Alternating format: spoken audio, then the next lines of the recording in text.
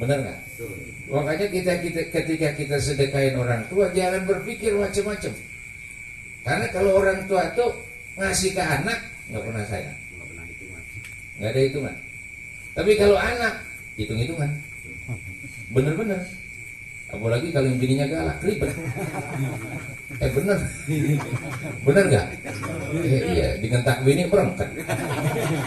Ada yang begitu? Mana orangnya? Insya Allah di sini memang nggak ada. Amin. Iya, nggak ada yang ngaku. Gitu. Coba ya. Jadi bapak hadirin sekalian yang berbahagia, orang tua kita, ya Allah, dari mulai di rahim, ya pak ya, melahirkannya, membesarkannya. Coba bayangin, kadang-kadang udah lahirnya ribet banget, ya kan susah, beranak kepalanya muter ke atas, ini muter-muter. Udah keluar disunatinya, di sekolah ini bader kagak naik-naik. Ya kan udah gede SMA bader, minta kawin lagi. Dikawinin, udah kawin, dimodalin, bangkrut, dimodalin lagi, cerai. Minta kawin lagi. Kata bapaknya, lu 2 kali, gua baru sekali. Gitu ya. Ada, masya Allah. Makanya tuh kalau orang tua itu nggak ada yang namanya perhitungan ke anak. Sering saya bilang, kalau orang tuanya punya mobil, mesti anaknya ngikut naik mobil. Tapi kalau anaknya punya mobil, belum tentu, Mak.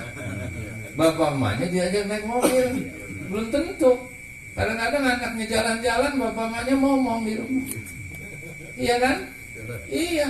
Makanya orang tua, ya Allah, orang tua mah nih, lihat anak senang, minta enggak. Paling harap di hati nangis tetesan air mata.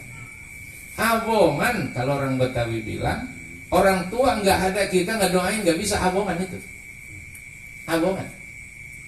Nah kalau urusan ada orang yang ngomong, Ustaz, tahlilan kayak begini, Allah, ngorin besek, ngorin makanan, yang tahlil mah nggak minta begini. Cuman yang tuan rumah, alhamdulillah punya iman. Kata Rasul, man kana yu'minu billahi wal yaumil akhir falyukrim dhaifah. Yang beriman kepada Allah hari kiamat, ada tamu hormatin. Gimana cara menghormatinnya? Datang dia salaman, disuruh duduk, paling minim air putih keluar. Kita mah bukan air putih doang, salak, pisang, ntar pulang nenteng lagi. Ini romannya pada apal.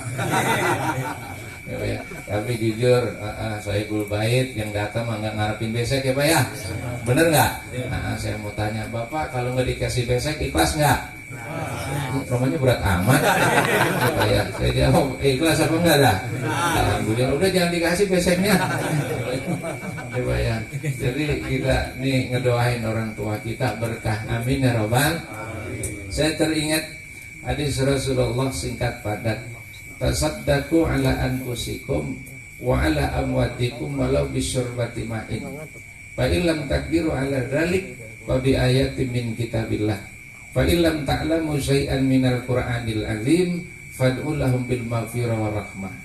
Ini hadis Rasulullah, kitabnya Tanqihul Qaul. Ini saya ngajar di Al-Ikhlas di minggu yang kedua, yang ngingetin Pak Wanito, yang ngingetin dia, Ustaz besok jangan lupa gitu. Kadang-kadang dia nggak ada, bingung kan. Tanqihul Qaul karangan Imam Nawawi, yang insya Allah Darul Ihsan saya 2 bulan lagi akan ziarah ke Serang ke Imam Nawawi. Ya Pak ya, biar tambah berkah. Jadi kata Rasul, sedekahlah kamu buat dirimu. Ala anfusikum wa ala amwatikum. Buat diri kita nih yang masih hidup, boleh sedekah itu. Atau buat yang udah meninggal dunia, boleh. Ada rezeki, ya Pak ya. Ya Allah, kirimin amplop ke masjid, kasih DKM, kasih pengurus, tulis niatnya, saya niatin pahalanya buat Bapak Haji Ilyas ya, Ilyas. Sampai ke sono, kiriman sampai, masya Allah, enak berkah. Bahkan sedekah itu hebat. Ini yang terkadang kita lupa. Kemarin lagi kita pandemi corona, orang kan semua takut sama mati. Takut. Sampai takutnya sama tetangga nggak mau ketemu. Ya kan Pak? Masker udahan betebel-tebel. Iya kan?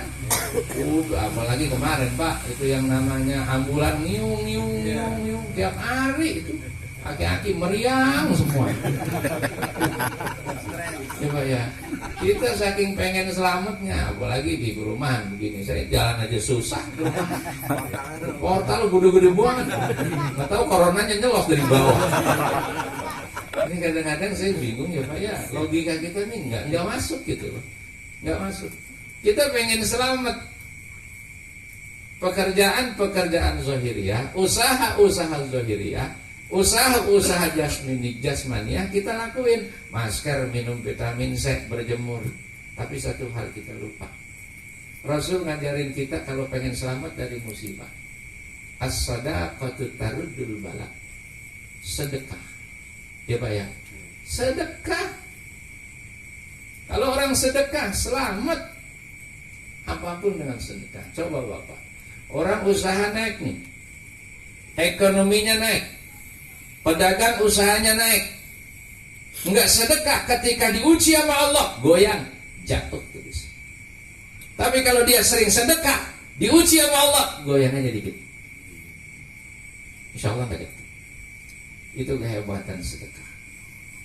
Makanya Bapak jadi sekalian yang berbahagia. Ini nyamuk mulu ini ya.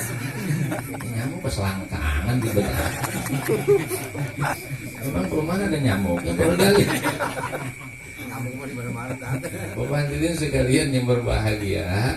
Jadi ini wala abwatikum walau bisyurbati ma'in, walaupun sedekahnya dengan seteguk air.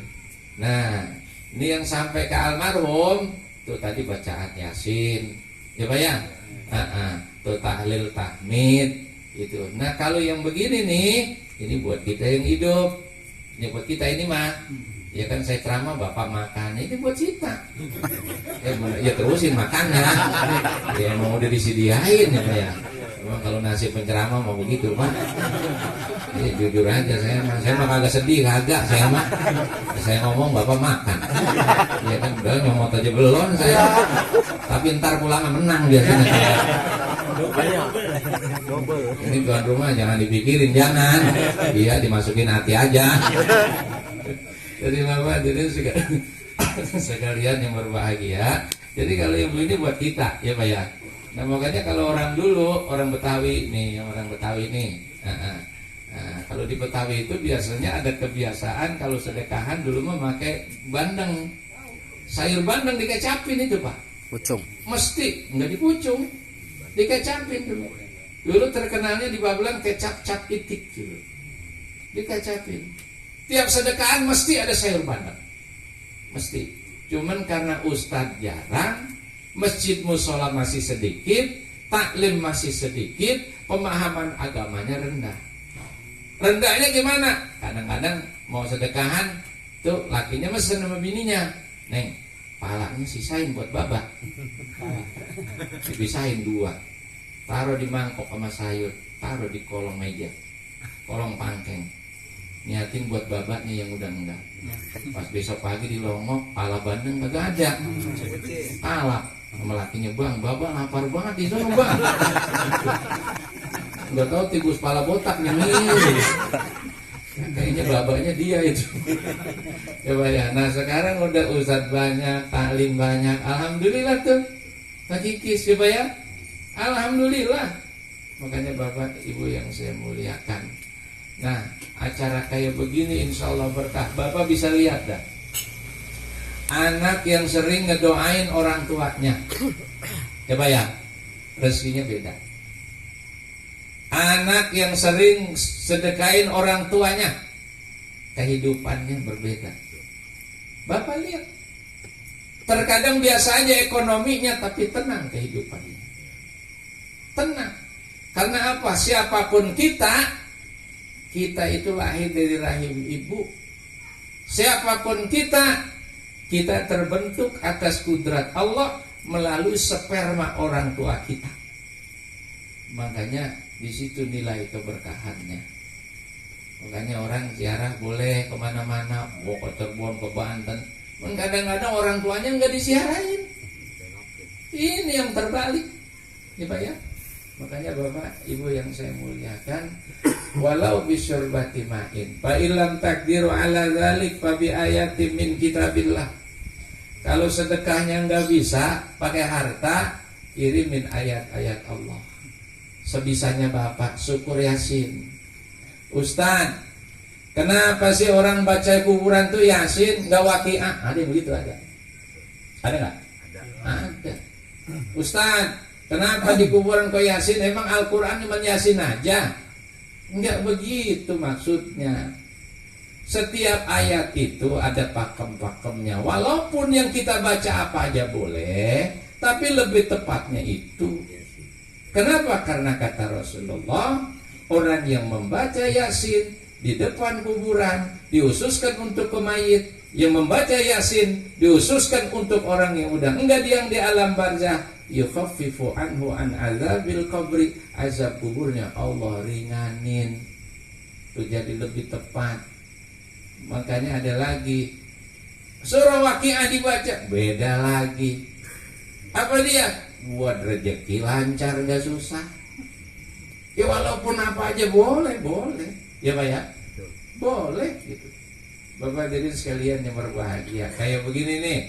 Nih kita punya baju, saya logikain aja dah. Orang kondangan mau pakai baju apa juga boleh, asal pakai baju sama celana. Asal jangan nggak pakai baju, nggak pakai celana. Bener nggak? Tapi kan ada keurupannya. Kondangan pantasnya apa? Batik, urup, pas. Saat dia kondangan pakai gamis, ya urup sih urup.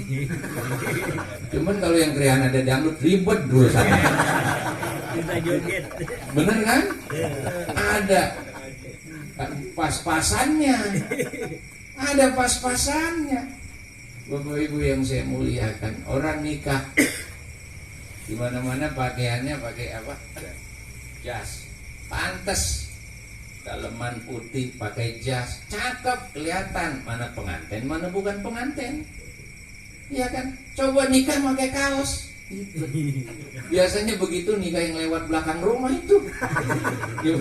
Coba yang ambil doang, berdua sama saksi. Begitu nikahnya jam 11 lagi. Ya, udah ribet urusannya. Coba ya, makanya ini kita ada ngepasinnya kalau bahasa orang kita nyaman. Bapak Ibu yang saya muliakan, babi ayatin min kitabillah, ayat-ayat Allah. Makanya kalau di kampung-kampung kalau ada orang meninggal dunia ada yang ngajiin. Coba ya. Ustaz ya Allah, itu yang ngajiin bayar mahal banget. Yang ngajiin enggak target, Pak. Kagak di kampung-kampung juga, cuman yang undang aja punya pikiran. Yang blog-blog budak ini, Pak. Bener nggak? Lah orang begadang dari pagi sampai sore sampai pagi, wajar kita perhatiin. Bukannya nuntut, bukan, wajar. Apalagi kalau dia punya bini, punya anak. Ya Pak ya? Lah wajar diperhatiin. Usah saya mau gituan, ya udah baca aja sendiri. Dari pagi, dari sore sampai pagi 7 hari. Doer itu Pak. Bener. Jadi Bapak hadirin sekalian yang berbahagia, apalagi kalau di Jumalang tuh malam pagi malam ya kan? Oh malamnya baca, siangnya baca lagi. Kalau di Ujung Harapan, kalau di Babelan tuh sebelah sono biasanya malam aja. Tahu kalau perumahan mah, coba ya. Bahkan kalau orang dulu mah apik. Orang dulu nih Pak, kalau Bapak pengen tahu, orang tahlilan aja, kalau duduk kulhu, duduk nih, kulhu. Dari rumah udah wudhu orang dulu. Bismillahirrahmanirrahim. Kalau sekarang enggak, HP. Urusannya gimana? Gue bingung. Orang dulu mah kulhu tuh. Itu udah mulai hilang saya lihat dikit. Coba ya. Dulu mah ada kacang, mentah. Nah, kalau matang digadok. Ya mentah ada. Kalau satu kacang biasa 100 ya. Satu kacang 100. Mau tahlil ditarikin. Kita udah selesai 7 hari, ditanya khatam enggak? Qurannya khatam enggak? Kulhunya khatam enggak? Itu yang sampai sekarang ini saya lihat udah mulai jarang. Ya Pak ya? Kalau di kampung masih ada bayar fidyah. Ini selesai 7 hari. Apa? Beras. ada 5 karung. Diijab situ, bayar fidyah buat almarhum. Dibawa mamil sama ustadznya, dibagi-bagiin tuh. Ya Pak ya? Makanya ini pelajaran buat kita semua. Artinya apa? Ngurus orang tua jangan sayang-sayang. Insya Allah rezeki akan Allah tambah. Tapi ayat yang kita bilang yang terakhir, apalagi kalau kagak bisa baca ayat suci Al-Quran, fad'u lahum bil maghfirah wa rahmah, doain orang tua kita. Ya Pak ya? Doa tahlil, Allahumma ja'al mawzil wa taqabbal zawab wa ma quluna minal Qur'anil azim. Itu doa tahlil wahbah namanya. Wahbah itu doa hadiah. Ya Pak ya? Kiriman buat yang meninggal dunia. Nah, kalau nggak bisa, Allahumma warhamhu wa'afi wa'fu anhu, nggak apa-apa. Kita minta sama Allah. Bahkan kalau orang tahlil kan astaghfirullahaladzim li wa li walidayya wa lahu. Oh, rontok dosanya. Bukan hanya yang di 100 hariin Pak dosanya hilang, kita yang hadir dosanya hilang. Orang tua kita dosanya hilang. Enak, tahlil gimana nggak enak? Udah kumpul bareng, dingin-dingin, kasih kopi saya lihatin di belakang. Ya Pak ya. Dia kan dosa hilang, gesek nenteng lagi. Coba, tapi jangan sombong, ntar pulang tahlil sombong. Kata Ustaz Ali dosa hilang, gape lagi nyok.